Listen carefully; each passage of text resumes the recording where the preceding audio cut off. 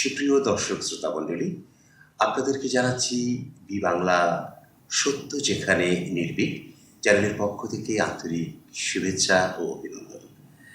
আমরা আজ এসেছি একটি সুন্দর আয়োজন নিয়ে, আর সেই আয়োজনটি হচ্ছে খুব শীঘ্রই ভগবান শ্রী জগন্নাথ দেবের রথযাত্রা উৎসব।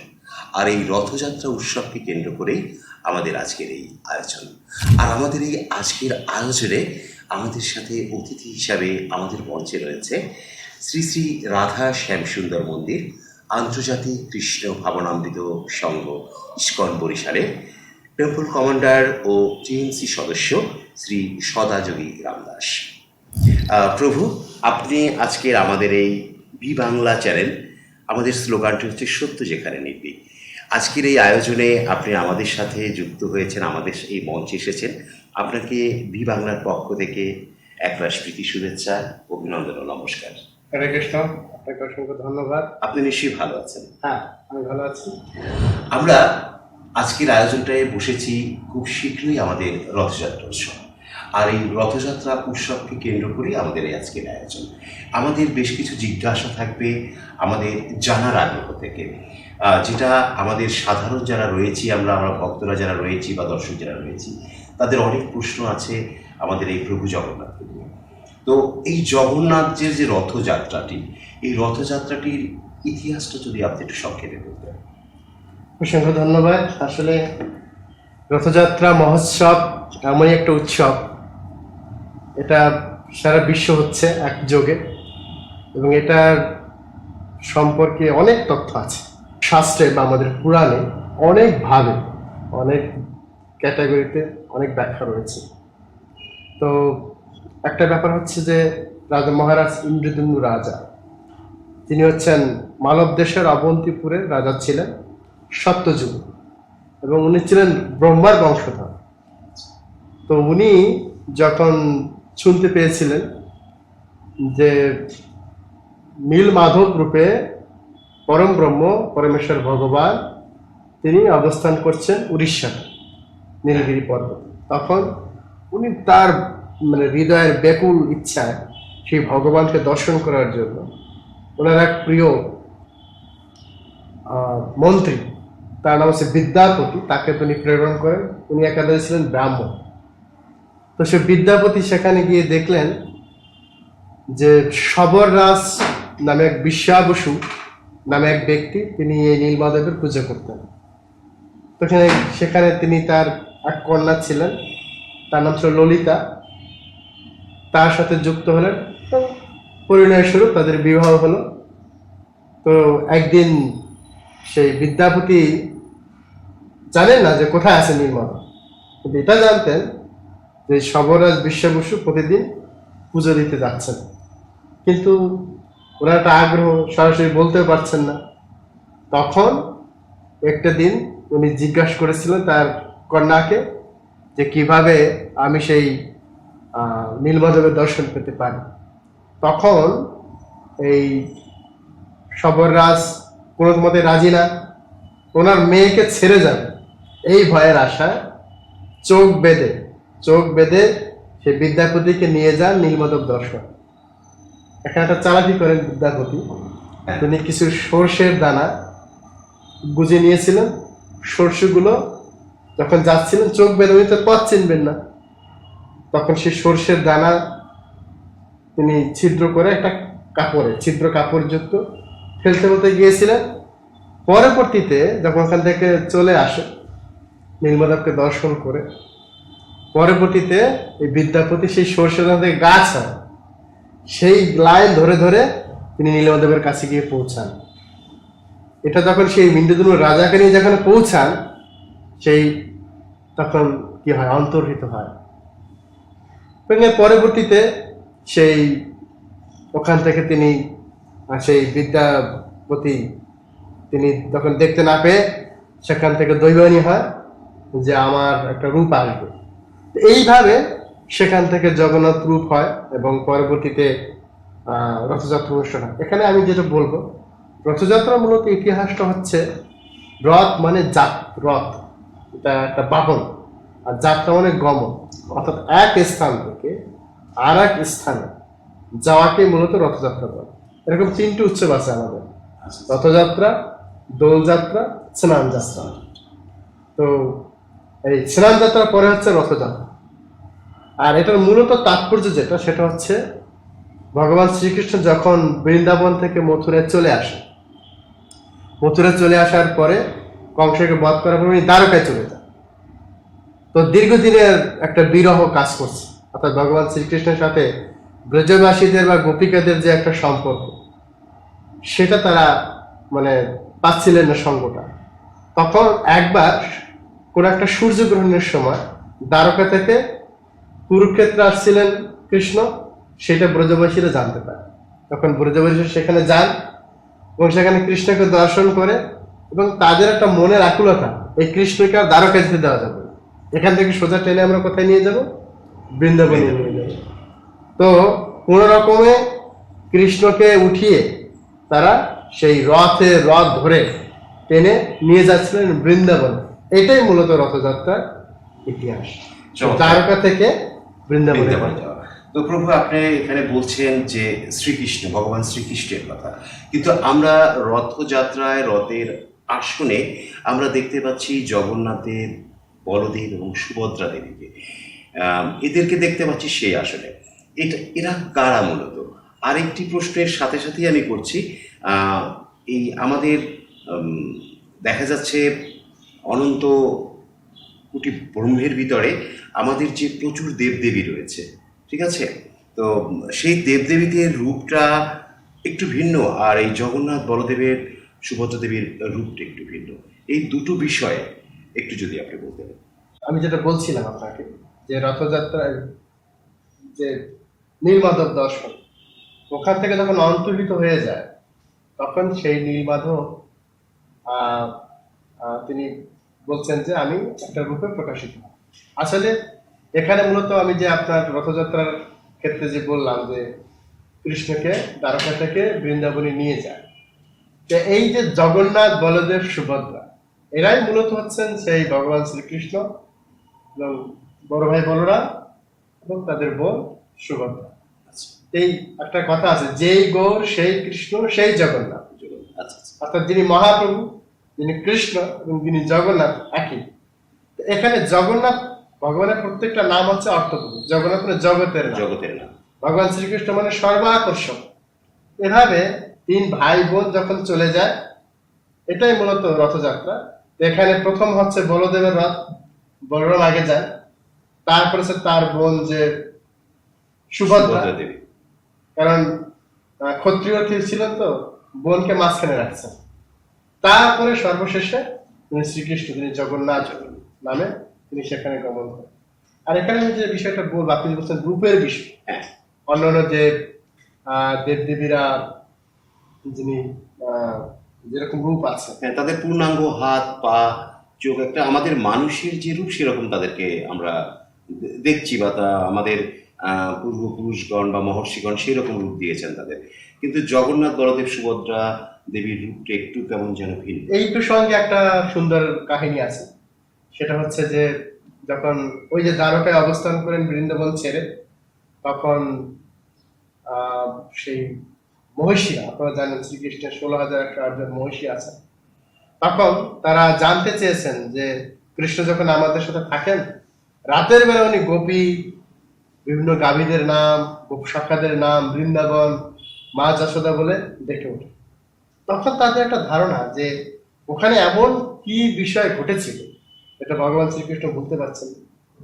এবং এই কৌতূহল কারণে তারা কৃষ্ণের বাল্যলীলা অর্থাৎ বৃন্দাবন লীলা তারা জানতে চান। তখন এটা কে বলবেন? যিনি বৃন্দাবন লীলা দেখেছেন তিনি তো বলবেন। কে দেখেছেন? তারা তো কেউ অভিজ্ঞ না। তখন মাতা রোহিণী ছিলেন, তিনি ছিলেন বসুদেবের পত্নী এবং যার গর্ভে বলরামের জন্ম হয়েছে। রোহিণী তিনি ছিলেন, এবং রোহিণী তিনি তখন বর্ণনা তাকে ধরা হলো, মা আমাদেরকে বলতে হবে বৃন্দাবন লীলা। তখন রোহিণী মাতা বললেন যে বৃন্দাবন লীলা এমনই লীলা, ওখানে শ্রীকৃষ্ণের প্রতি ব্রজবাসীদের যে ভালোবাসা, প্রেম, এটা এই জগতে অতুলনীয় এবং এটা কোথাও আর নেই। এই কথা তো মধু, তোমরা শুনে তোমরা ঠিক থাকতে পারবে, আমি বললেও আমি ঠিক থাকতে পারবো না। আর এই কথা শোনার জন্য কৃষ্ণ বলরাম আসবে। তারা যদি এসে যায় তখন একটা ভয় না কোনো কিছু করতে পারে। তারা তো নাচের গন্ধ শুনবে, আবার এমন জায়গায় নিয়ে যাব সেখানে কৃষ্ণ বলরাম আসতেই পারবে না। তখন তাদের মহিষীদের মানে আগ্রহে রোহিণী মাতা তিনি তখন গেলেন এমন একটা জায়গায় সেই কৃষ্ণ কথা বলার জন্য, বৃন্দাবন লীলা বলার জন্য উনি আয়োজন করলেন। এবং ওখানে পাহাড় রাখা হলো সুভদ্রা দেবী, তার ছোট বোন। জগন্নাথ, বলদেব, সুভদ্রা মূলত সেই বসুদেবেরই 3 সন্তান। তো রূপটা কিভাবে আসলো, রূপটা এরকম কেন? তো এই রূপটা যখন ওই যে কৃষ্ণ কথা বলা শুরু করলেন, দরজায় কাকে রাখলো? তার বোনকে রাখলো। তো অলরেডি সুধর্ম সভা, কৃষ্ণ যে দ্বারকা যে সভা, সেটা হচ্ছে সুধর্ম সভা। সেই সুধর্ম সভায় যে কৃষ্ণ বলরাম যখন কার্য করতেছিলেন, তখন সেই কৃষ্ণ কথা হচ্ছে এটা ওনার টের পেলেন। তখন উনি এবং কৃষ্ণ এবং বলরাম তারা ছুটে গেলেন সেই কথার জায়গায়, এবং সেখানে গিয়ে দেখলো যে সুভদ্রা দরজার পাহারাদার অবস্থা আছে। তখন আস্তে আস্তে ধীরে গিয়ে সুভদ্রার বাম পাশে কৃষ্ণ অবস্থান করলেন, আর ডান পাশে বলদেব অবস্থান। সুভদ্রা শুনতে শুনতে এত অচেতন হয়ে গেলেন, তার পাশে কারা দাঁড়িয়েছে কোনো খেয়াল নেই। ওখানে রোহিণী মাতা এমন ভাবে বলছিলেন বৃন্দাবন লীলা, কিভাবে কৃষ্ণকে খাইয়ে দিতেন, কিভাবে কৃষ্ণ গোচারণে গেলে গোপীরা কান্না করতেন। কেন কান্না করতেন? ভালোবাসা। কিরকম ভালোবাসা? নিশ্চয়ই কৃষ্ণের পায়ে, কোমল পায়ে কোনো পাথরে আঘাত লেগেছে, কোনো কাটা বিঁধেছে। এই যে আকর্ষণ, এই যে কৃষ্ণের প্রতি মনোভাব, 24 ঘন্টা মনোভাব তারা সেভাবে রাখতেন। এবং কৃষ্ণকে দর্শন করার জন্য সন্ধ্যাবেলা যখন আসতেন, তারা ঘর বাড়ি ছেড়ে রাস্তায় চলে যেতেন কৃষ্ণের ধুলি মাখা সারাদিনের সেই শরীর দেখার।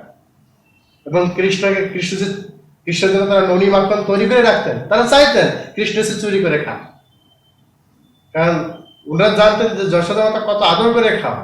এই কৃষ্ণ যদি আমাদের ঘরে হতো, আমরা কি কত আদর করে খাওয়াতে পারতাম? সেটা তো সম্ভব না। ও যাতে কমসে কম চুরি করে খেতে পারে। এভাবে যাতে কৃষ্ণের সাথে সম্বন্ধ যুক্ত, এভাবে যখন শুনছেন সেই দিব্য লীলা, সুভদ্রার শরীর বিকৃত হয়ে গেল। অর্থাৎ আমাদের যেরকম মানে সেই রস আস্বাদন করতে গিয়ে বাহিরের খেয়ালটা তার মানে শেষ হয়ে গেল। কৃষ্ণ আর বলরাম যে সে পাশে দাঁড়িয়েছে সেই খেয়ালটুকু তার ভিতরে ছিল। এবং এখানে একটা বিকৃত রূপ আচ্ছা, কিরকম? যেমন আমাদের এখন রাগ হয়, খুব সেই রাগের একটা রূপ আছে। আমরা যখন খুব কষ্ট পাই, শোকগ্রস্ত হয়ে যায়, তখন আমাদের একটা রূপ আছে। আর ওইখানে যে রূপটা ধারণ হচ্ছে, আমরা যেরকম দেখতে পাই জগন্নাথের রূপ, বড় চোখ, মাথাটা অ্যাভ্রতভ্র, হাতগুলো ঘুচে গেছে। সেই কৃষ্ণ কথা শুনতে শুনতে গোপীদের ভালোবাসা, ব্রজবাসীর ভালোবাসা, আমাকে এত ভালোবাসে, সেইভাবে তখন তাদের শরীরে হাতগুলো ঢুকে গেল, একটা চোখগুলো বড় হয়ে গেল, বিস্ফোরিত হয়ে গেল, মুখটা বিকৃত বড় হয়ে গেল, এবং তাদের হাত পা সংকুচিত হয়ে ভিতরে প্রবেশ করল। সেই সময় এটা 3 জনের একই অবস্থা। মানে এটা ভালো লাগা, ভালোবাসার যে একটা অনুভূতি, যেটা আপনি দেখবেন একটা কথা ভালো বললে কেউ কান্না করে দেয়। হ্যাঁ হ্যাঁ হ্যাঁ, তখন কিন্তু তার একটা চেহারার পেছ অন্যরকম হয়েছে। এখানে ভক্তের ভালোবাসার কথা শুনে ভগবান বিকৃত হয়ে গেছে। ঠিক একটা মোমবাতি আলোর তাপে তাপে কি হয়, যেটা মন্ডিত অবস্থা হয়ে যায়, তার মোমবাতির মতো রূপ থাকে না। ঠিক তদ্রুপ ভাবে ভালোবাসার চরম প্রকাশ, প্রেমের তাপ, ভালোবাসার তাপ শুনতে শুনতে কৃষ্ণ, বলরাম, সুভদ্রা আর এই রূপ ধারণ করল। তখন নারদ মুনি হঠাৎ করে সে দ্বারকায় প্রবেশ করলেন, দেখলেন এক অদ্ভুত রূপ, চোখ বড় বড়, হাত সংকুচিত। কিন্তু সেই রূপটা দেখে নারদ মুনি আনন্দে ভগবানের গুণকীর্তন করা শুরু করলেন, নাচতে শুরু করলেন, গাইতে শুরু করলেন। আর নারদ মুনির বিনার শব্দ শুনে তারা সম্বিত ফিরে পেল তারা আগের রূপের মতো।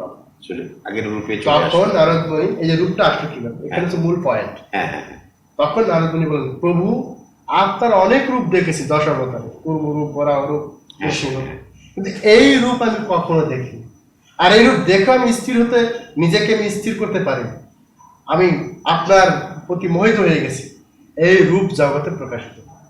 তখন জগন্নাথ, বলদেব, সুভদ্রা মহারানী রূপে কৃষ্ণ এই রূপে আসবেন এবং এই জগতে এই রূপে তিনি উড়িষ্যায় পুরীতে আবির্ভূত হয়ে পূজা গ্রহণ করবেন, ভক্তদের সেবা গ্রহণ করবেন, এই প্রতিশ্রুতি নারদ মুনিকে দিয়েছে।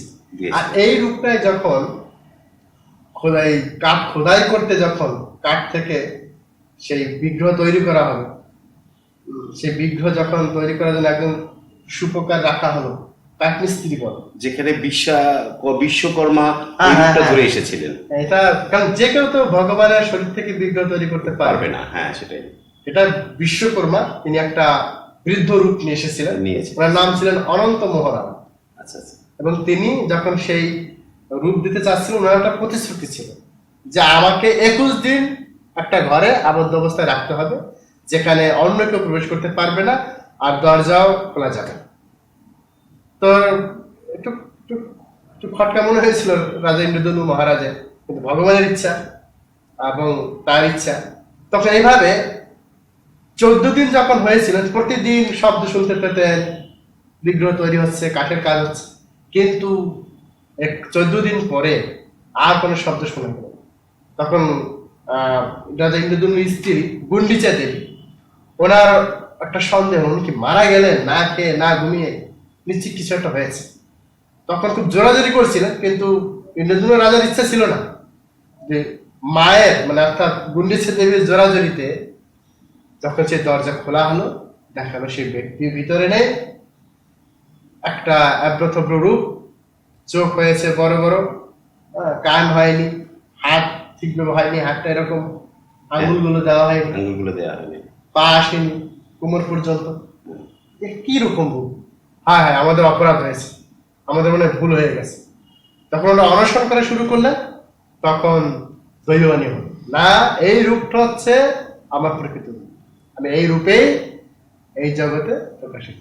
এই সেই রূপ, যে এটা কোনো অসম্পূর্ণ রূপ না, এটা কোনো বিকল্প রূপ না, যেটা আমরা অনেক সময় বলে থাকি বা ভেবে থাকি।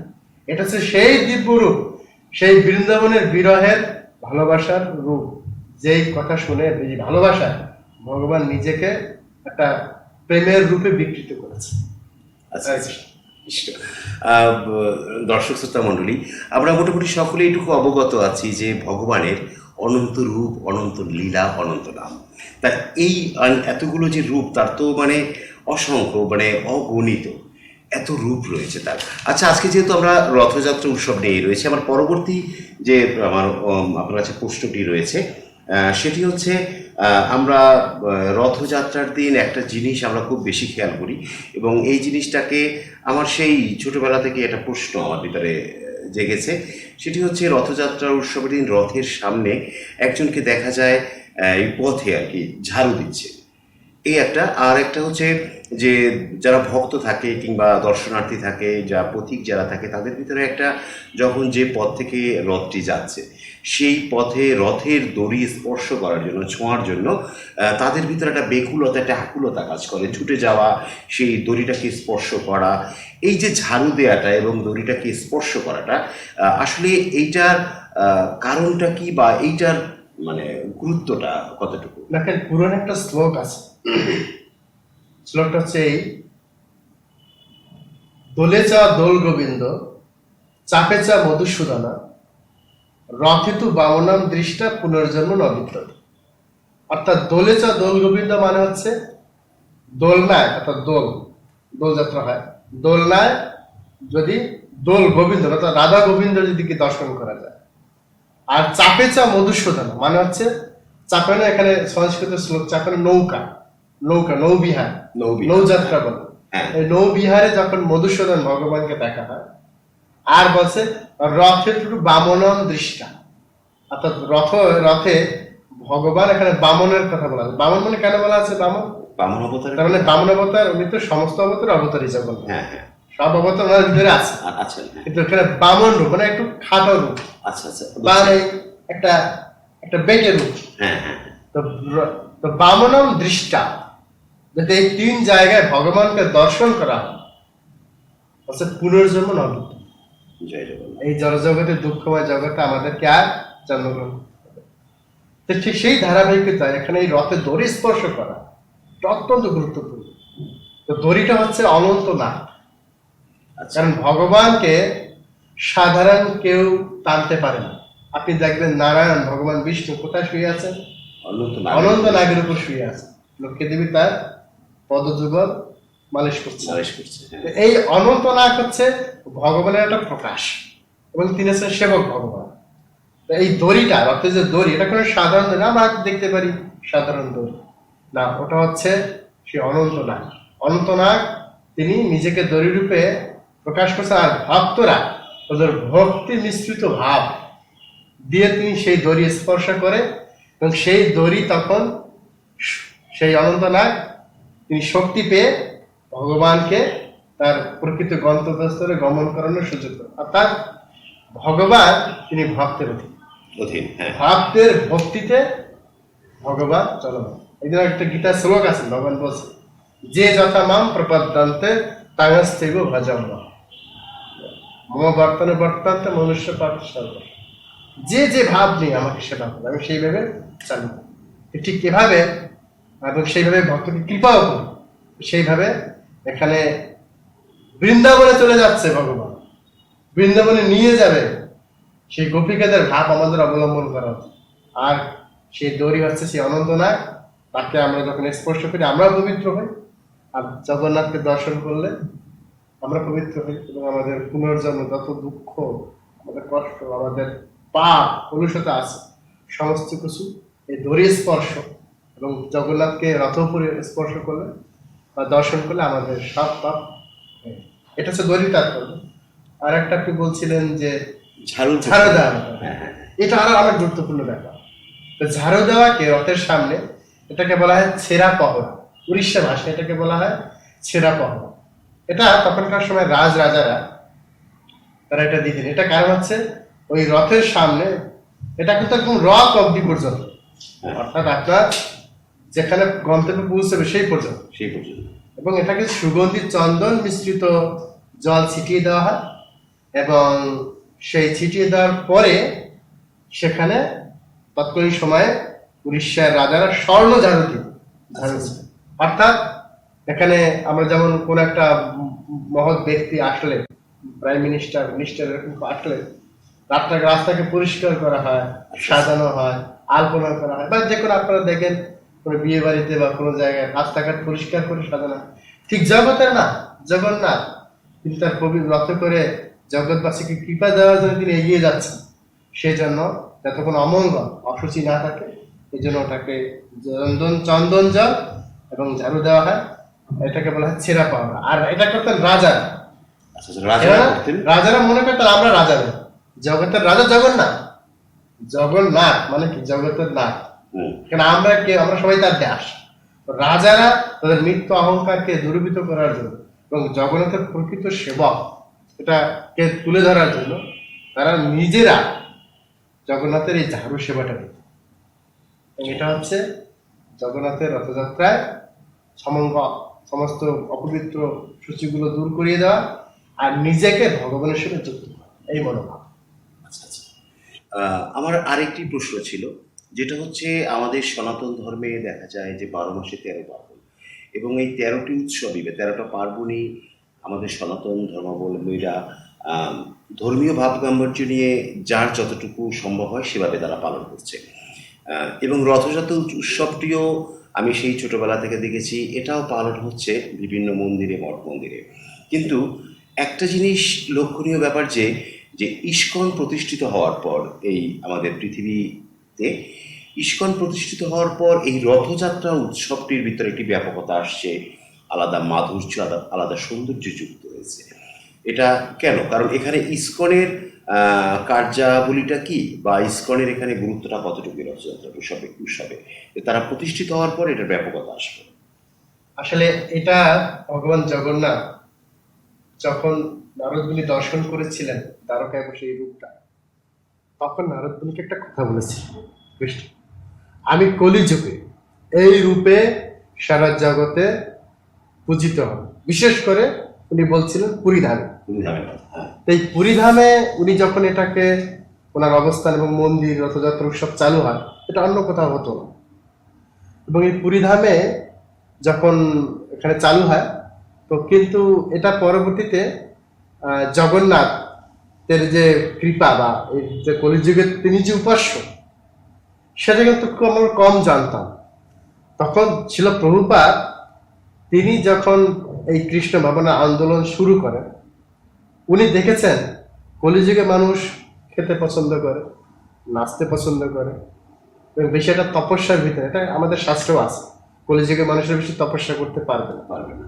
এমনকি একটা উপবাস থাকতে আমাদের খুব কষ্ট হয়, একাদশী থাকতে খুব কষ্ট হয়।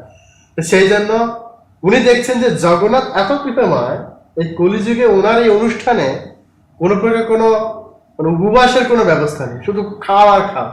এমনকি জগন্নাথ দেবের কাছে রাজা ইন্দ্রদ্যুম্ন একটা বড় চেয়েছিলেন যে উনি 56 বার খাবেন, হাত কখনো শুকাবে না। তার মানে এখানে কোনো উপবাসের কোনো ব্যাপার নেই।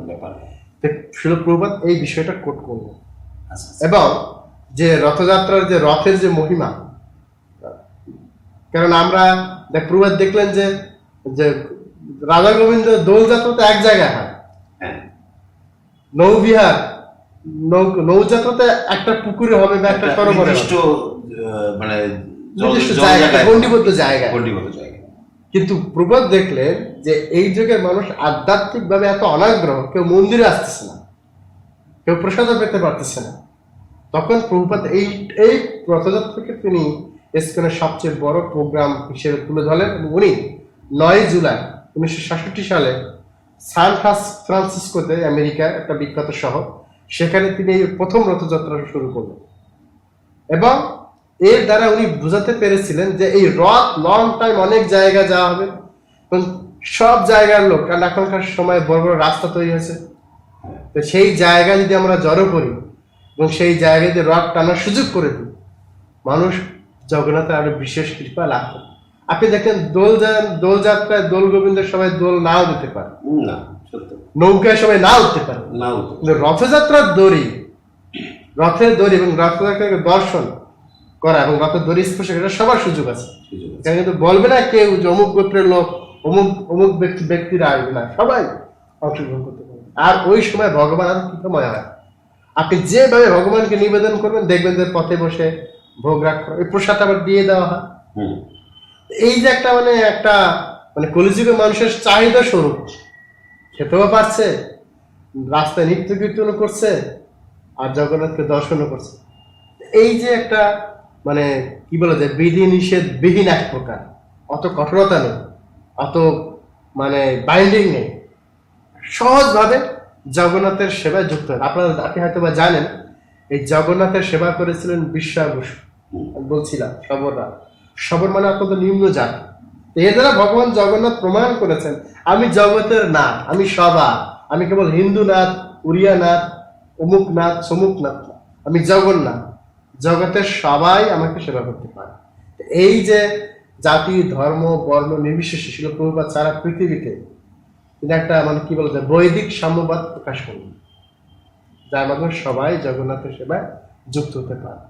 এবং এটাই ছিল প্রভুপাদের ভিশন। এর মাধ্যমে আমরা কলিযুগের মানুষ আরো তাড়াতাড়ি ভগবানের সান্নিধ্যে যেতে পারে।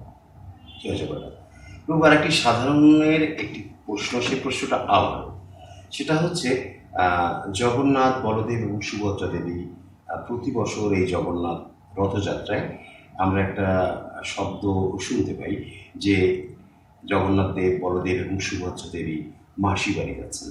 তো আমার কথা হচ্ছে, মামা রয়েছে, কাকা রয়েছে, পিসি রয়েছে, বা আরো অনেক আত্মীয় স্বজন রয়েছে, এখানে এই আত্মীয়তার মাসি শব্দটা বা মাসি বাড়ি যাচ্ছে, এটা কেন?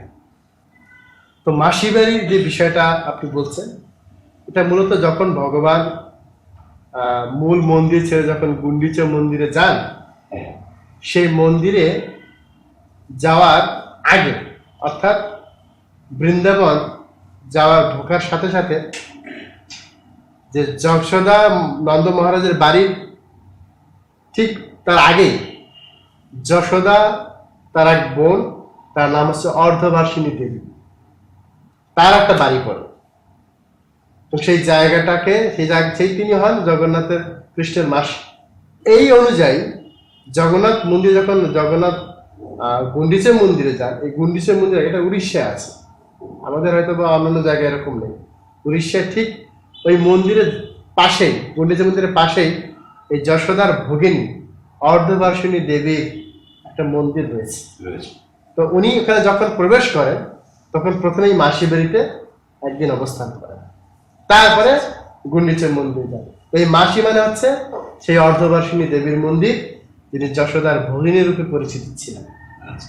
আর ওখানে আবার ঠিক উল্টো রথযাত্রার দিন আসার আগে উনি সেই মাসি বাড়িতে একদিন অবস্থান করে ওখান থেকে আবার চলে আসেন। অর্থাৎ এখানে এই অর্ধবার্ষিণী দেবীর মন্দিরটা পড়েছেই, আর তিনি হিসেবে সম্পর্কে মাসি হন বিদায় মাসি বাড়ি যাত্রাও বলে।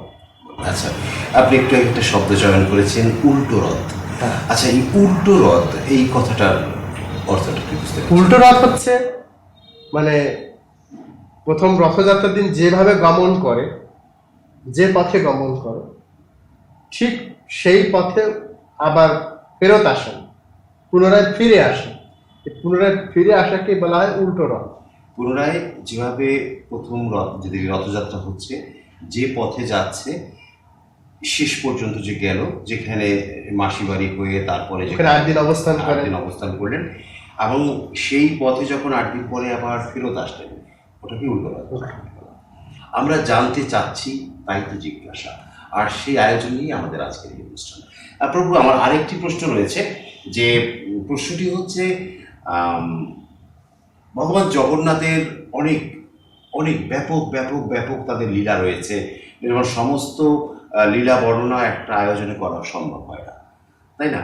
তো তার এমন কোনো কি লীলা রয়েছে যেটা আমাদের ভক্তের জন্য বা ভক্তের কাছাকাছি এসে যে লীলাটা প্রভু জগন্নাথ করেছেন, সেই রকম যদি একটি লীলা একটু আমাদের বলতেন। তো ভগবান জগন্নাথ ভক্তবৎসল, এবং ভক্তরাই ওনাকে চালিত করে। সেক্ষেত্রে অসংখ্য লীলা আছে, এবং আপনি অবাক হয়ে যাবেন সেই লীলাগুলোর তাৎপর্য এত গভীর, এর আবার তো এত উপলব্ধি, সেটা আপনি অবাক হয়ে যাবেন যে ভগবান এবং ভক্তের ভিতরে কি ভালোবাসা আছে। তো সেরকম অনেক লীলা আছে, আমি একটা আপনাকে আমি বলছি, আপনি বুঝতে পারবেন। তো ভগবান জগন্নাথ দেবের এক মহান ভক্ত, তিনি হচ্ছেন রঘুদাস। এই রঘুদাস, তিনি ভগবানের এত প্রিয় ভক্ত ছিলেন, এই রঘুদাসের সাথে ভগবানের প্রতিদিন যোগাযোগ হতো, আদান প্রদান হতো। ভগবান মন্দির থেকে বেরিয়ে আসতেন জগন্নাথ, এবং রঘুদাসের সাথে বনে ঘুরতেন। আমার একটা কাঁঠাল চুরি লীলা আছে, কাঁঠাল পাড়তে গিয়েছিলেন, রঘুদাসকে ফেলে ফাঁসিয়ে জগন্নাথ চলে আসছে। এভাবে অসংখ্য লীলা আছে। তো একটা যে হৃদয়গ্রাহী লীলা এই রঘুদাসের সাথে হয়েছে। তো রঘুদাস, তিনি একবার অসুস্থ হয়ে পড়েন, এবং এত অসুস্থ হয়ে পড়েন উনি বিছানা ছেড়ে উঠতে পারছেন। তো ওনার স্ত্রী ছিল, সন্তান সন্ততি ছিল, তারা যত্ন নিচ্ছেন, কিন্তু এক পর্যায়ে ছেড়ে তারা বাড়ি থেকে চলে যায়। রঘুদাস একা বিছানা থেকে উঠতে পারছেন। ওই বিছানায় তিনি বাহ্য ক্রিয়াদি করতেন, যা কিছু পরিষ্কার করার কেউ ছিল না, কেউ খাওয়াবে কেউ ছিল না। তো রঘুদাসের এমনকি চেতনাও ঠিকভাবে ছিল না। উনি যখনই চেতনা পেতেন শুধু একটা শব্দ উচ্চারণ করতেন, জয় জগন্নাথ, প্রভু জগন্নাথ। এইভাবে যখন রঘুদাসকে ছেড়ে চলে যায়, রঘুদাসের সেবা যত্ন কে করবে? সেই জগন্নাথ মন্দির থেকে বেরিয়ে আসলেন। উনি খুব সুন্দর ভাবে রঘুদাসকে পরিষ্কার করতেন, বাহ্য ক্রিয়াদি এগুলো পরিষ্কার করতেন, বিছানা পরিষ্কার করতেন, এবং মন্দির থেকে প্রসাদ নিয়ে এসে সেই রঘুদাসকে সেই প্রসাদ খাওয়াতেন। এভাবে সেবা যত্ন যখন একটু চেতন ফিরে এসে রঘুদাস মোটামুটি একটু সুস্থ, মোটামুটি চোখ কান খুলতে পারছেন এরকম, উনি দেখলে তার ঘরের ভিতরে একটা সুগন্ধি, এবং সব কিছু পরিপাটি পরিষ্কার। নিজের দিকে তাকালেন, পরিষ্কার কাপড় পোশাক সব পরা। তখন বুঝতে পারলেন, আরে আমার তো স্ত্রী নেই, পুত্র নেই, তাহলে আমার সেবা করছে কি? এবং রঘুদাস চিন্তা করলেন, কিন্তু কিছু বুঝতে পারলেন না। পরবর্তীতে একদিন, 1 দিন, 2 দিন, তো 3 দিনের দিন যখন রঘু মোটামুটি সুস্থ হয়ে উঠলেন, তখন বুঝতে পারলেন, আরে আমার তো স্ত্রী নেই, পুত্র নেই, তাহলে আমার সেবা করছে কি? এবং রঘুদাস চিন্তা করলেন, কিন্তু কিছু বুঝতে পারলেন না। পরবর্তীতে একদিন গেল, 2 দিন, তো 3 দিনের দিন যখন রঘু মোটামুটি চেতনার ভিতরে চলে আসলেন। তখন উনি মানে চিন্তা করেন আমাকে ধরতে হবে, এই ব্যক্তিটা কে, কে আমার এত সুন্দর সেবা করে। তখন পরবর্তী দিন যখন জগন্নাথ আসবেন সেবা করতে, তখন রঘু উনি অচেতনের ভান করলেন, আমার চেতনা নেই এরকম, কিন্তু উনি সম্পূর্ণ অ্যালার্ট, যখনই আসবে আমি ধরবো কে সেই ব্যক্তি। তখন উনি টের পেলেন ঘরে ঢুকছে, ঘরে ঢুকে ঘর ঝাড়ু দিচ্ছে, টের পেলেন, চোখ খুললেন। এরপরে তার বিছানা পরিষ্কার করলেন, তাকে স্পর্শ করলেন। যখন রঘু দাসকে স্পর্শ করলেন, তৎক্ষণাৎ সেই রঘুদাস জগন্নাথের হাত ধরে ফেললেন। তিনি হাত ধরে যখন তাকিয়ে দেখলেন, স্বয়ং জগন্নাথ তিনি কি করছেন, কৃষ্ণ রূপ না, ওই জগন্নাথ রূপে ওরকমই ওই রূপে তিনি রঘুকে সেবা দিচ্ছে। রঘু দাস তখন কান্না করে দিলেন, হে প্রভু, দাসের কর্তব্য হচ্ছে প্রভুর সেবা করা, কিন্তু প্রভুর কর্তব্য না দাসের সেবা। আপনি আমাকে কি করছেন? আপনি কি আমাকে মানে নরকে পাঠিয়ে দেবেন? আমি তো আপনার কাছে থাকতে চাই, কারণ আপনি আমাকে সেবা করে আমাকে তো নরকে যাত্রা করার সুযোগ করে দেবেন। জগন্নাথ বলছে, রঘু, এটা কোন শাস্ত্রে লেখা আছে যে শুধুমাত্র প্রভুই দাসের সেবা নেবে, প্রভু দাসের সেবা করতে পারবে না? আর তুমি তো আমার দাস, তুমি তোমার সখা, আমার বন্ধু, আমার নিকটজন, এভাবে তো তো তোমার সাথে আমার সম্পর্ক নিকটতম। এই দুরবস্থার দিনে আমি যদি তোমার বন্ধু হই, আমি আগে বলছিলাম এমন সক্ষ ভাবে যে কাঁঠাল চুরি করতে গেলেন, কাঁঠাল চুরি করতেন, যে কোনো কাজ একসাথে করতেন। তো জগন্নাথ বলছে, আমি তোমার নিকটজন ব্যক্তি যদি হই, তাহলে তোমার অসুস্থ আজকে এই দুর্দিনে তোমার সেবা করা আমার কর্তব্য। এখানে আমি প্রভু নই, এখানে আমি তোমার সখা। এই যে ভাব দেখেন, জগন্নাথ যখন এই রঘুকে এই কথা বললেন, রঘু তখন কান্না করে দিয়ে জগন্নাথকে জড়িয়ে ধরেন। আর জগন্নাথ জড়িয়ে ধরেন, জগন্নাথ রঘুকে জড়িয়ে ধরে বললেন, হে রঘু, আমাকে যেরকম তোমরা সেবা করে আনন্দ পাও, আমি আমার ভক্তকে সেবা করে সেরকম আনন্দ পাই। তা আমি আসলে আমার আনন্দ লাভের আশায় আমি তোমার সেবা করি। রঘু তখন বলছিলেন, আপনি তো চাইলে আমাকে সুস্থ করে দিতে পারেন, আপনি তো জগতের নাথ জগন্নাথ, আপনার অনেক ক্ষমতা আছে, অনেক শক্তিমত্তা আছে, আমাকে রোগ মুক্ত করার শক্তি আপনার নেই? বলছে, হ্যাঁ, রোগ মুক্ত, তোমাকে রোগ যেটা না হয় আমি সেটাই করতে পারি, কিন্তু সেটা আমার, তাহলে আমি যে তোমার সাথে নিকটতম ব্যক্তি, সেই সম্পর্কটা আর প্রকাশ পাবে। আমি তোমার সেবা করছি, এটার দ্বারাই তোমার এবং আমার ভিতরে একটা গভীরতম সম্পর্ক তৈরি।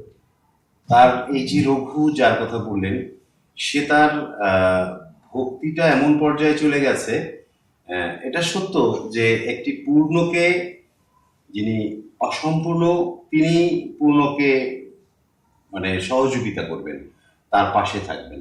পূর্ণ তো পূর্ণই, জগন্নাথ হচ্ছে পূর্ণ। আর একটা বিষয় আমি যেটা এখানে যুক্ত করতে চাই, জগন্নাথের হাত দেখবেন এরকম, হ্যাঁ, মানে সামনে দুটো আগান, হ্যাঁ, এটা দ্বারা প্রকাশিত হয় যে আসুক আমি তাকে আমার কাছে নিই। আচ্ছা, ঠিক। হাত যখন এরকম থাকে, কাউকে কেউ যেমন কোনো মা তার সন্তান দিকে হাত বাড়ায়, কোনো বন্ধু তার বন্ধুর দিকে হাত বাড়ায়, ঠিক জগন্নাথের ভাবটা হচ্ছে হাত বাড়ানো। যে কোনো জীব আসুক, যত অধপতন হোক, যত পতিত ব্যক্তি হোক, আমার কাছে আসলে আমি থেকে দেবো। আচ্ছা প্রভু, আরেকটা প্রশ্ন হচ্ছে, এই যে রথযাত্রাটা আমরা প্রতি বছর পালন করি, এই রথযাত্রাটা যে পালন করছি, এটার কি আসলে কোনো তিথি কিংবা ক্ষণ বা কোনো লগ্ন রয়েছে কিনা? হ্যাঁ, অবশ্যই। এটা হচ্ছে রথযাত্রাটা শুরু হয় আষাঢ় মাসের শুক্লপক্ষের দ্বিতীয়া তিথি থেকে। দ্বিতীয়া তিথি থেকে রথযাত্রা শুরু এবং এটা শেষ হয় আপনার দশমী তিথি। দশমী তিথিতে এটা শেষ হয়, অর্থাৎ 9 দিন ব্যাপী। দ্বিতীয় থেকে একদম দ্বিতীয় তিথি ধরে দশমী তিথি, এই 9 দিন ব্যাপী আপনার এই অনুষ্ঠানটি হয়। আচ্ছা, যেটা আমি দেখতে পাচ্ছি, এই আপনাদের বরিশালের ইস্কন মন্দিরে বা অন্যান্য জায়গায় যে ইস্কন মন্দিরগুলো রয়েছে সেখানে, বা বরিশালে আরো বেশ কিছু মন্দিরে এই আয়োজনটি হয়ে থাকে এবং দেখা যাচ্ছে যে 9 দিন ব্যাপী এই রথযাত্রা উৎসবটি পালন করা হয়। এই 9 দিন ব্যাপী যে অনুষ্ঠানটি পালন করা হয়, এই 9 দিনে কি কি আয়োজন থাকে অনুষ্ঠানে? এই 9 দিনের একটা হচ্ছে মন্দিরের আভ্যন্তরীণ অনুষ্ঠানের বিষয়, আর একটা হচ্ছে এই রথযাত্রার একটা নিয়ম। রথযাত্রার নিয়মটা হচ্ছে দ্বিতীয় তিথি থেকে শুরু হবে। যেদিনকে রথযাত্রা মানে যেদিনকে রথ নিয়ে বের হবে গুন্ডিচা মন্দিরে গিয়ে অবস্থান করবে, সেটা হচ্ছে দ্বিতীয় তিথি থেকে। তো এরকম দ্বিতীয়, তৃতীয়, চতুর্থী, পঞ্চমী তিথি যেদিন আসবে, সেই পঞ্চমী তিথিতে একটা বিশেষ অনুষ্ঠান হয়, এটাকে বলা হয় হেরা পঞ্চম। তো হেরা পঞ্চমীটা আমি একটু সংক্ষেপে বলি। এটা হচ্ছে এরকম যে, যেমন মূল যে দ্বারকা, সেখানে অধিষ্ঠাত্রী দেবী হচ্ছে লক্ষ্মী দেবী, বা জগন্নাথ পুরীর যেখানে জগন্নাথ যেখানে থাকেন সেটাকে বলা হয় নীলাচল, আর যেখানে তিনি গমন করেন সেটাকে বলা হয় সুন্দরাচল। তো নীলাচল এবং সুন্দরাচল, তো এই জায়গাটা যিনি মানে দ্বারকায় থাকেন, তো দ্বারকায় লক্ষ্মী দেবী থাকেন। তো যখন বৃন্দাবনে চলে যান কৃষ্ণ, 5 দিন হয়ে যায়, ফিরে আসেন। কথা ছিল যেদিন যাবেন তার পরের দিন চলে আসেন। তো পঞ্চমীর তিথিতে লক্ষ্মী দেবী বাধ্য হয়ে তার দলবল নিয়ে গুন্ডিচা মন্দিরে গিয়ে জগন্নাথকে ছিনিয়ে আনতে যায়। ওখানে আবার জগন্নাথ গুন্ডিচা মন্দিরের সেবকরা বাধা দেয়, না নিয়ে যাওয়া যাবে না, আরো অনেকদিন থাকবে, আমাদের প্রভু আমাদের কাছে অনেকদিন পরে আসছেন, এত তাড়াতাড়ি যেতে দেবে। এই যে একটা ভাব, এটা কোনো মানে বিরোধ না বা প্রতিযোগিতা, এটা এক লক্ষ্মী দেবী তাদের ভাব, প্রভু জগন্নাথ কেন এতদিন দূরে থাকে, আমি তো সেবা করতে পারছি। এটা একটা প্রেম, একটা প্রেম, ভালো, এটা যে ভালোবাসার লড়াই, কে কত বেশি ভগবানকে ভালোবাসতে পারে। ঠিক তদ্রুপ ভাবে এই পঞ্চমী তিথিতে যখন লক্ষ্মী দেবী ওখানে যান এবং জগন্নাথকে নিয়ে আসতে চান জোর করে, এটাকে বলা হয় হেরা পঞ্চমী। অর্থাৎ পঞ্চমী তিথিতে লক্ষ্মী দেবী জগন্নাথকে দর্শন করতে যান গুন্ডিচা মন্দিরে, এই একটা অনুষ্ঠান হয়। এরপরে এই পঞ্চমী, তারপর হচ্ছে ষষ্ঠী, সপ্তমী, অষ্টমী, নবমী যখন আসে, সেই নবমী তিথিতে প্রস্তুত হয় বের হওয়ার জন্য, অর্থাৎ পুরোটাই আবার তিনি মূল মন্দির ফিরে যাবেন। তো একাদশী দিন, দশমীর দিন তিনি বের হন, উল্টো রথযাত্রা দশমীর দিন বের হয়ে চলে আসেন। একাদশীর দিন তিনি রাজবেশ ধারণ করেন। এখানে একটা চমৎকার বিষয় হচ্ছে, রাজবেশটা হচ্ছে আপনার তখন স্বর্ণের হাত, স্বর্ণের পা, এগুলো পরানো হয়। এটা হচ্ছে উড়িষ্যাতে হয়, পুরীদানে হয়। স্বর্ণের হাত এবং স্বর্ণের পা, তখন যে অবয়ব, আপনি তখন ওই সময়টা একটা অবয়ব পাবেন, আঙ্গুল দেখতে পাবেন, পায়ের পাতা দেখতে পাবেন, পায়ের আঙ্গুল দেখতে পাবেন, ওইটা শুধু ওই দিনের জন্য, এবং বিশেষ একটা পূর্ণিমা তিথিতে পড়ানো হয়। আর দ্বাদশীর দিনে মূল মন্দিরে, যেখান থেকে উনি মন্দির থেকে 9 দিনের জন্য বাইরে চলে গিয়েছিলেন, জনসাধারণের সাথে মিশিয়ে গিয়েছিলেন, সবার সাথে মিশিয়ে গিয়েছিলেন, তখন পুনরায় আবার লক্ষ্মী দেবীর সেবা গ্রহণ করার জন্য মূল মন্দিরে দ্বাদশীর দিনে স্থাপিত হয়। এই হচ্ছে 9টা পর্ব। আর আমাদের এই পর্বের ভিতরে আমরা বিভিন্ন ভজন কীর্তন, বৈদিক সাংস্কৃতিক প্রোগ্রাম, বিভিন্ন ধর্মীয় যে কৌতুক, ম্যাগাজিন, এই পর্বগুলো আমাদের থাকে। আলোচনা, বিশেষ করে জগন্নাথ লীলা কথা, এটা খুব ব্যাপকভাবে আলোচিত হয়, এবং এই 9 দিন ব্যাপী জগন্নাথের মহিমা প্রচারিত হয়, এবং বিভিন্ন লীলা আছে, মহাপ্রসাদ লীলা। এই যে মহাপ্রসাদের মানে সুন্দর একটা, মহাপ্রসাদ কিভাবে আসলো, প্রসাদ তো আগেই জগতে ছিল না, এই প্রসাদে চালিত হয় এই জগন্নাথ থেকে, এবং সেটা সুন্দর একটা ইতিহাস আছে। প্রভু, আরেকটা জিনিস, যদিও সেই পরবর্তী প্রশ্নটি আবার রথযাত্রা কেন্দ্রিক নয়, তারপরে যেহেতু সেই মানে ব্যাপারে হচ্ছে জগন্নাথ, বলদেব এবং সুভদ্রা দেবী রয়েছে, সেটি হচ্ছে আমরা কোনো একটা আমাদের এই যে 365 দিন বা এই যে তিথিগুলোতে কোন একটা তিথিতে জগন্নাথ দেব, বলদেব এবং সুভদ্রা দেবীকে গণেশ রূপে দেখতে পাচ্ছি, এইটা কোন তিথি? এটা একটা চমৎকার লীলা আছে। এটা হচ্ছে স্নান যাত্রার পরবর্তী সময়,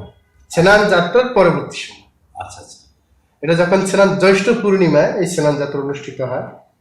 তো যখন স্নান যাত্রায় যখন স্নান করানো হয়, তখন এই গজবেশ, এটাকে বলা হয় গজবেশ, আহ, ধারণ করা হয়। গজবেশ হাতির হাতির বেশ।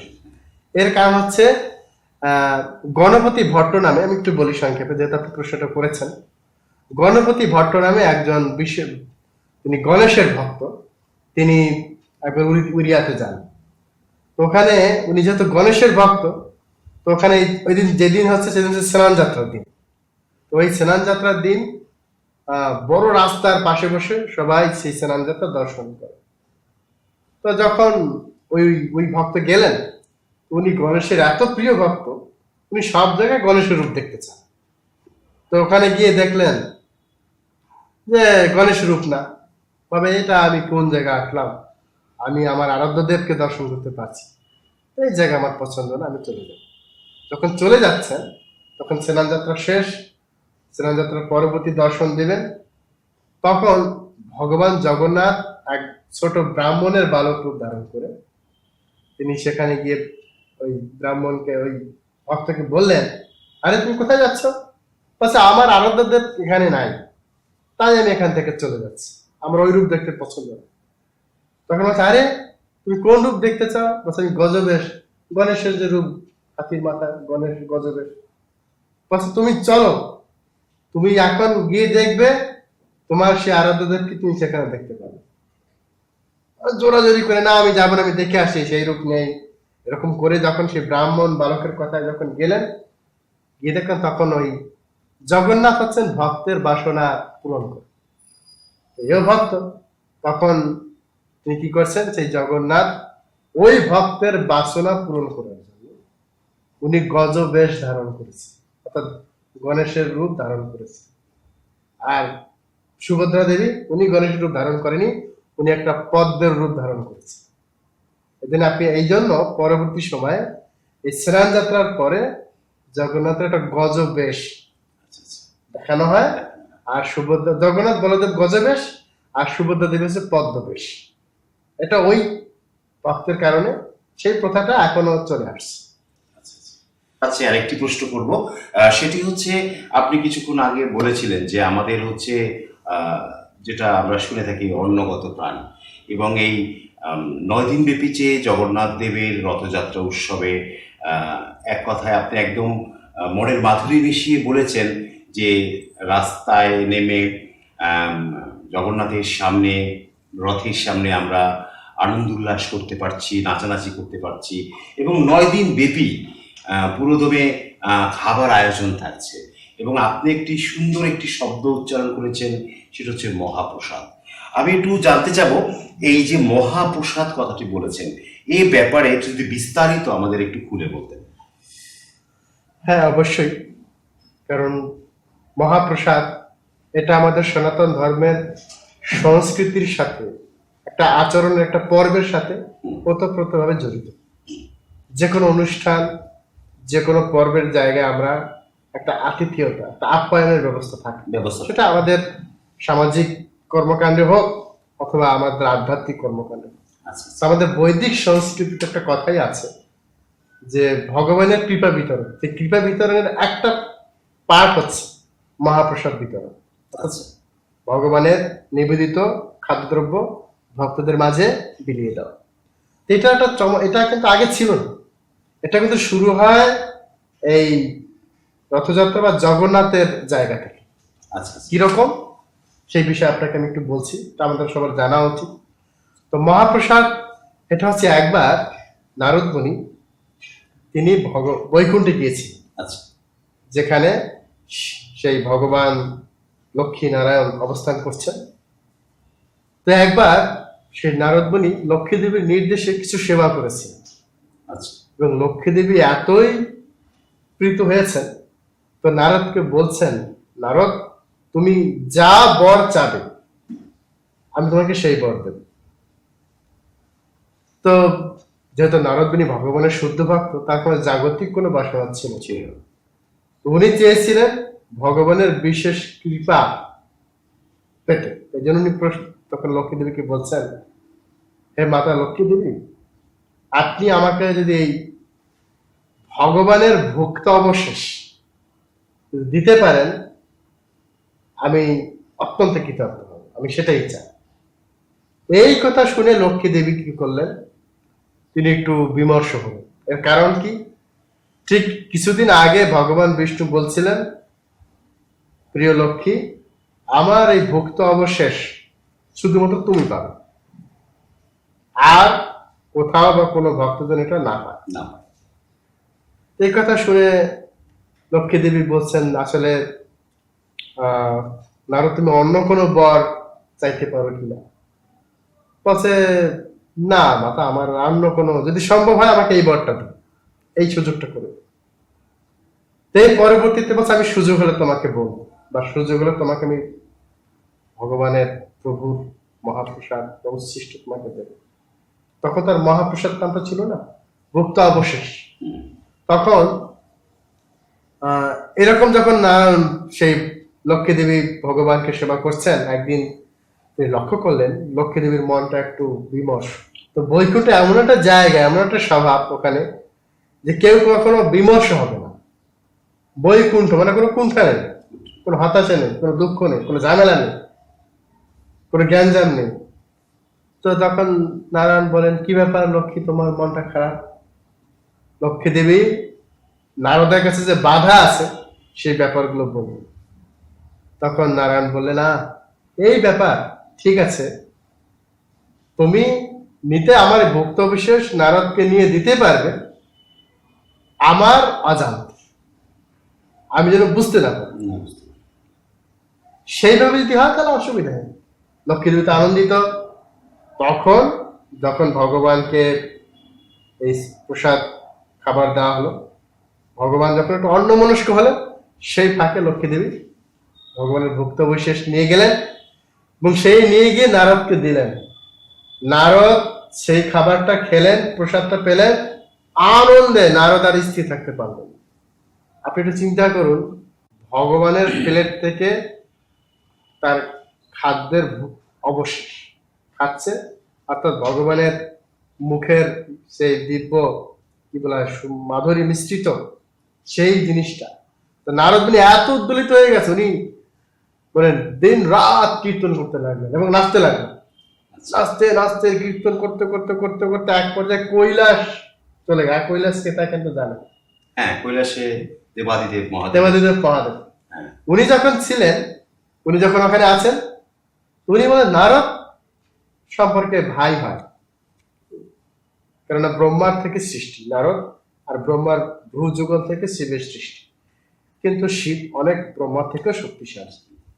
তখন শিব বলছে, আরে ভাই নারদ, তোমার এত দিব্যানন্দ কেন? তুমি এত কিসে আনন্দ? আচ্ছা আমি পেয়েছি। আচ্ছা কি পেয়েছে? আচ্ছা আমি পেয়েছি। কি পেয়েছি? এটাকে বর্ণনা আছে তুলে। আচ্ছা আমি পেয়েছি ভগবানের ভক্ত অবশেষ, যেটাই ত্রিজগতে লক্ষ্মী দেবী ছাড়া আর কেউ পায় না। তখন শিব তো খুব লালায়িত, শিব তো মহান ভক্ত, বৈষ্ণবানম যথাসম্ভব। তো শিব বলছেন, তাহলে তুমি তোমার ভাই হও, তো ভাইয়ের কর্তব্য কি একটু তার জন্য রাখা, তার জন্য একটু। তখন নারদ বলছে, কই আমার হাতে তো কোনো প্রসাদ নেই, আমি তো সব চেটে মুটে খেয়ে ফেলেছি। তখন শিব বলছে, আরে দেখো না তার কিছু কিছু একটু লেগে আছে কিনা। বলছে, না আর এটা লেগে থাকলেও বা কি, তোমাকে তো দিতে পারবে, তুমি তো মানে দেবাদিদেব মহান, আমাদের থেকে শ্রেষ্ঠ। তখন শিব যখন জোরাজুরি করলেন, তখন শিব দেখলেন নারদে এক নখের এক কর্নারে একটু এক ফোঁটা এক কর্নার লেগে আছে। বলছে, ওই তো দেখতে পাচ্ছি, ওইটুকু আমাকে দাও। যখন ওইটুকু দিয়ে দিলেন, শিব সেই সামান্য এক কণা, সেই প্রসাদের প্রভাবে শিব নৃত্য কীর্তন করা শুরু করে, দিব্যানন্দ, এটাকে বলে দিব্যানন্দ।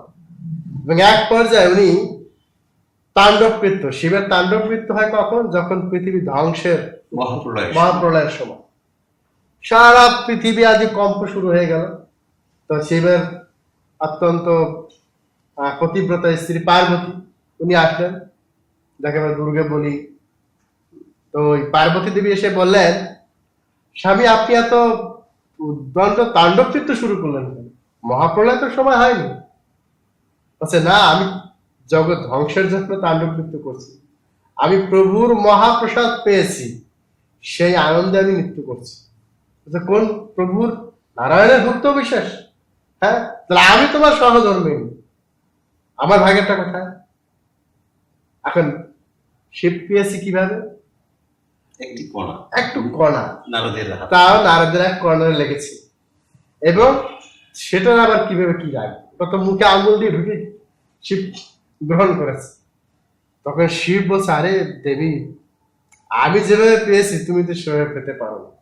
আমি এভাবে পেয়েছি এক কণা, এটা তো আর রাখা সম্ভব ছিল না। কি তুমি পেয়েছো, নারদ পেয়েছে, আমি তোমার অর্ধাঙ্গিনী, আমি পাবো না, এটা হয় না।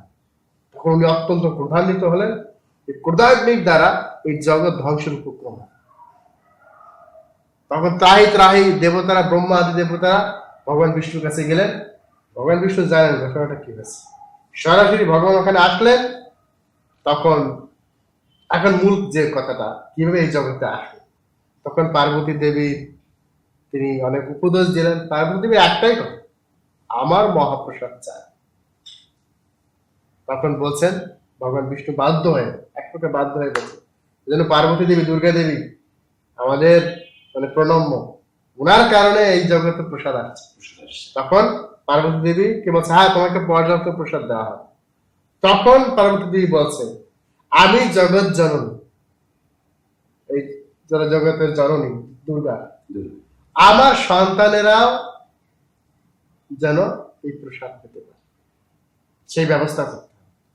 তখন ভগবান বিষ্ণু তিনি বলছেন, আমি কলিযুগে বিশেষভাবে, কলিযুগে বলছেন আমি বিশেষভাবে, এটা তো জগন্নাথ তো সেই সত্যযুগ থেকে আছে, কিন্তু উনি বলছেন আমি কলিযুগের মানুষদের বিশেষভাবে কৃপা করার জন্য এবং সমস্ত জীবদের কৃপা করার জন্য আমি যখন পুরী ধামে জগন্নাথ রূপে থাকবো, তখন আমার এই মহাপ্রসাদ আমার ভোগে লাগবে। যখন আমার ভোগের পরে আমার মন্দিরের ঠিক পিছনে তোমার অবস্থান থাকবে, সেই প্রসাদ তোমার মন্দির, তোমার ভোগ লাগবে।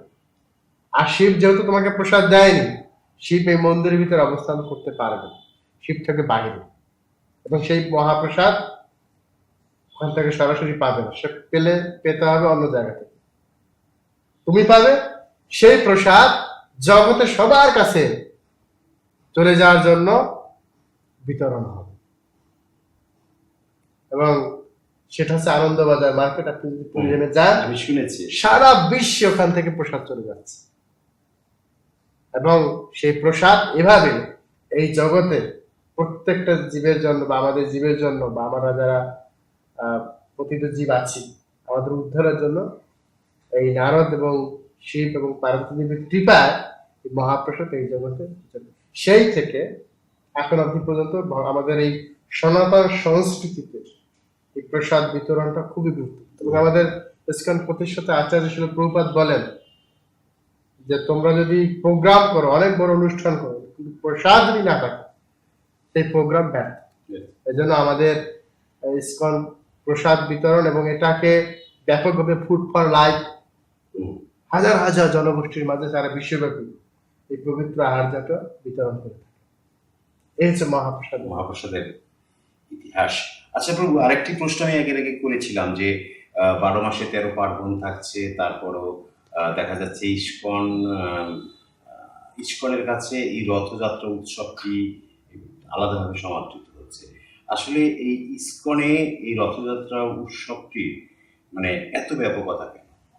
এটা একটা গুরুত্বপূর্ণ কারণ হচ্ছে আমরা হচ্ছে গৌরীয় বৈষ্ণব।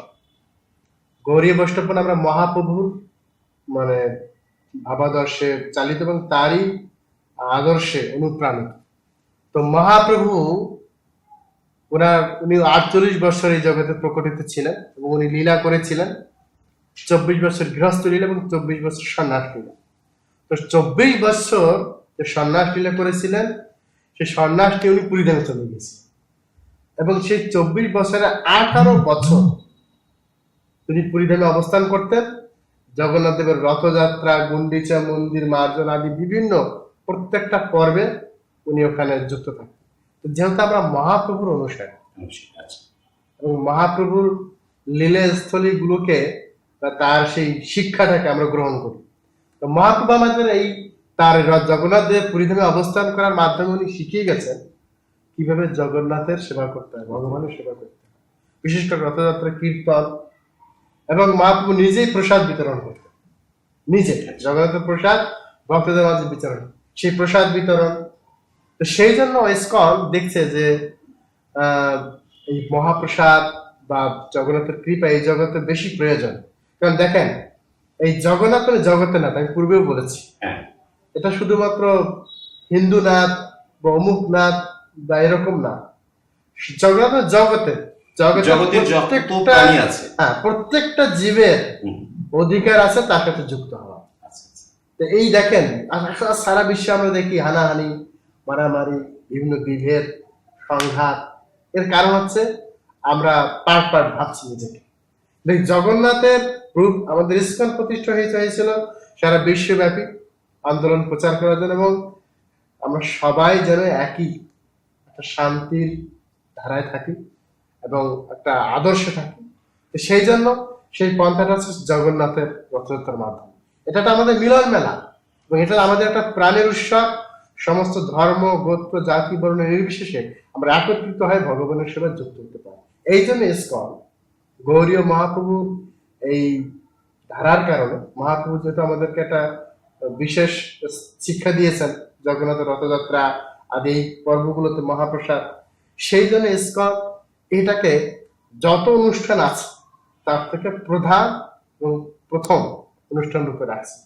আর 9 দিন ব্যাপী আমাদের একটা জাঁকজমকপূর্ণ অনুষ্ঠান হয়, এবং এটার মাধ্যমে আমাদের সবার ভিতরে একটা আন্তরিক সম্পর্ক এবং সবার ভিতরে একটা শান্তির বার্তা পৌঁছে যায়, যার মাধ্যমে আমরা এই জগৎকেও, এই পৃথিবীকেও আমরা বৈকুণ্ঠে পরিণত করতে পারি। আচ্ছা, যেটা আমরা এতক্ষণের যে আলোচনায় আমরা বুঝতে পারলাম, যে প্রশ্নটাও আমরা করেছিলাম যে জগন্নাথ দেবের, বলদেব এবং সুভদ্রা দেবীর রূপটা একটু ভিন্ন। এর সাথে আরও একটি জিনিস আমরা এতটুকু আলোচনায় বুঝতে পারলাম যে জগন্নাথ, বলদেব এবং সুভদ্রা দেবী শুধু রূপ নয়, তার অনেক কিছুই অন্য অন্য দেব দেবতা চেয়ে একটু আলাদা। সেটা হচ্ছে একমাত্র জগন্নাথ, বলদেব এবং সুভদ্রা দেবী যিনি পথে নেমে আসেন ভক্তদের জন্য, তাই তো প্রভু?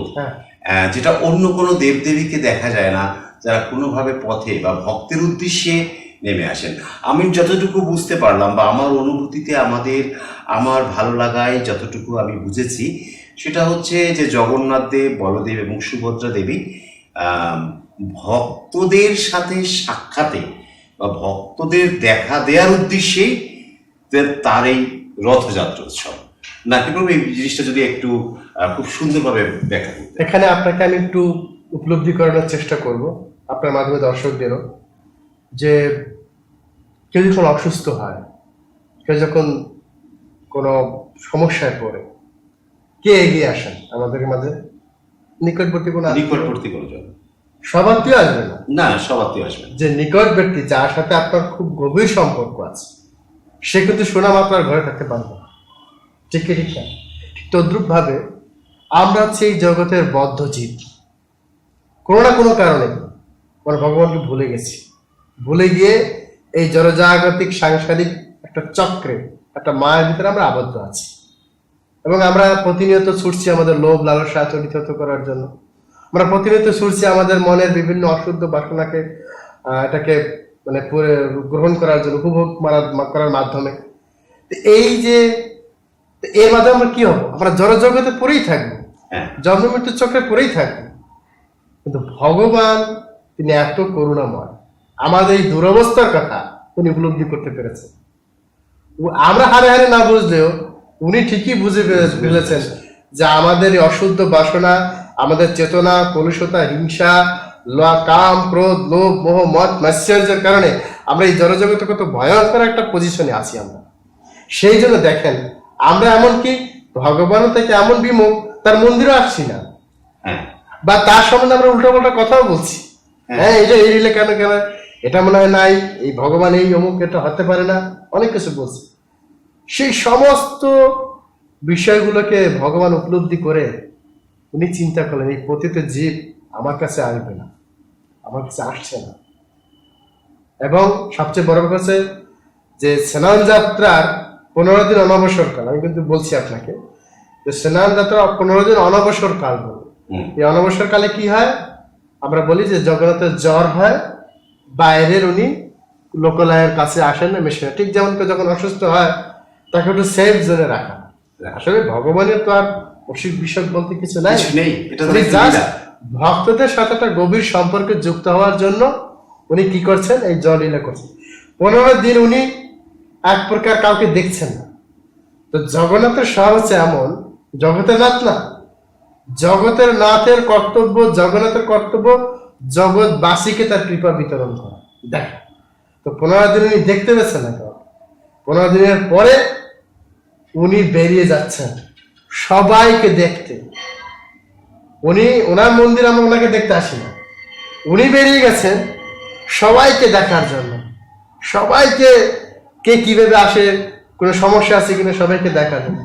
এইটাই আপনি চিন্তা করুন যে ভগবান আমাদেরকে উদ্ধার করার জন্য উনি নিজে রাস্তায় বেরিয়ে যাচ্ছে, যাতে প্রত্যেকটা জায়গা থেকে, এমনকি দোকানে বসে, রাস্তায় আপনার ঘর থেকে বেরোতে হবে না, আপনি দোকানে বসেও জগন্নাথকে দর্শন করে এই ভয়ঙ্কর জন্ম মৃত্যুর জরা ব্যাধির চক্র থেকে বেরিয়ে আসতে পারেন।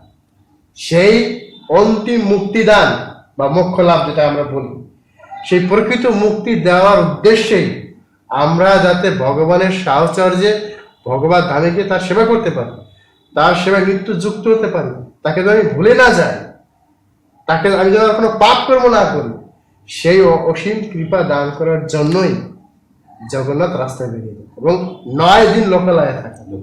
মূল মন্দির থেকে বেরিয়ে, এটা অন্য কোনো দেবদেবী, অন্য কোনো বেলায়, অন্য কোনো জায়গায়, অন্য কোনো ভগবানের, অন্য কোনো অবতারেও করে না। এই জন্য এই রথযাত্রার বিশেষ এই তাৎপর্যটা হচ্ছে এই, ভগবান জগন্নাথ জগতের প্রতিটি জীবকে তার নিজের আলয়ে ফিরে নিয়ে যেতে চান। এই জড়জগৎ পূর্ণ হতাশা, দুঃখ, দুর্দশা থেকে মুক্তি দিতে চান এবং সেই লক্ষ্যে উনি আমাদের সাথে ওতপ্রোতভাবে এভাবে জড়িয়ে আমাদেরকে কৃপা করে এই রথযাত্রা 9 দিন ব্যাপী বিশেষ কৃপা করে তিনি আমাদেরকে তার ধামে নিয়ে যেতে চান। এই লক্ষ্যেই মূলত ওনার এই মূল মন্দির থেকে বেরিয়ে যাওয়া আর এই রথযাত্রার আয়োজন। দর্শক শ্রোতা মণ্ডলী, আমরা শুনলাম ভগবান জগন্নাথ দেবের রথযাত্রা উৎসব উপলক্ষে। রথযাত্রায় এই উৎসবটি যে আমাদের ভক্তদের প্রতি বা আমাদের এই মানবকুলে একটি আশীর্বাদ স্বরূপ আয়োজন, সে বিষয়ে আমরাই এতটুকু অনুভব করতে পারলাম। আপনাদের সাথে ছিলাম আমি নিলয় খাসকেল। আজকে আমরা আমাদের আয়োজন এখনই শেষ করছি। আমাদের আয়োজনগুলো দেখার জন্য সর্বদা চোখ রাখুন বি বাংলা সত্য যেখানে নির্ভীক চ্যানেলটির সাথে। চ্যানেলটিকে সাবস্ক্রাইব করুন কিংবা এর সাথে লাইক দিয়ে সংযুক্ত থাকুন এবং আমাদের প্রতিটি আয়োজন আমরা জানিয়ে দেব নোটিফিকেশনের মাধ্যমে। সকলকে জগন্নাথ দেবের রথযাত্রা উৎসব উপলক্ষে শুভেচ্ছা অভিনন্দন জানিয়ে আমরা আজকের আয়োজন এখনই শেষ করছি। সকলে ভালো থাকবেন, সুস্থ থাকবেন। জয় জয় জগন্নাথ।